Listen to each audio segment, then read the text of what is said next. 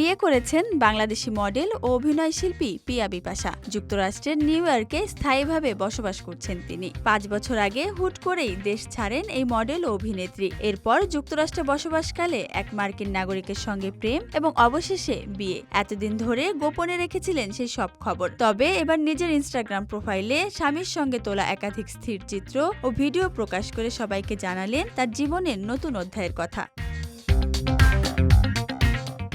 গত এপ্রিলে পিয়া জানিয়েছিলেন বছরের শেষ দিকে আনুষ্ঠানিকভাবে বিয়ের আয়োজন করবেন, কিন্তু শেষ পর্যন্ত আর দেরি করেননি। ইনস্টাগ্রামে দেওয়া তথ্যে জানা গেছে চলতি বছরের 26 জুন বিয়ের আনুষ্ঠানিকতা সম্পন্ন করেছেন তিনি। যদিও স্বামীর নাম পরিচয় এখনো প্রকাশ্যে আনেননি, তবু ছবিগুলোতে ভালোবাসার ছাপ স্পষ্ট।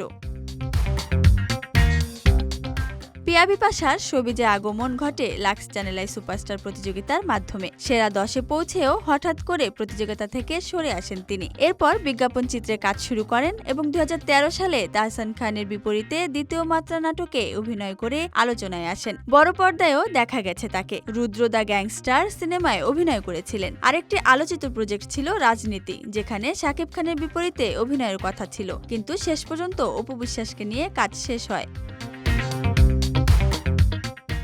তবে পিয়া জানিয়েছেন এখন আর অভিনয়ে তার আগ্রহ নেই। বাংলাদেশের মিডিয়ায় কাজের পরিবেশ ও পছন্দের অভাব তাকে সরে যেতে বাধ্য করেছে। তার ভাষায় ভালো একটি সিনেমা করার কথা ছিল, কিন্তু সেটি আর হয়ে ওঠেনি। এরপর মিডিয়ায় কাজ করার ইচ্ছাই চলে গিয়েছে।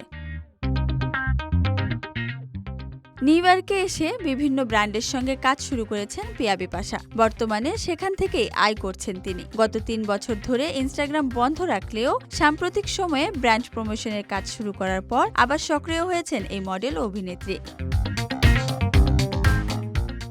Dhaka express desk report.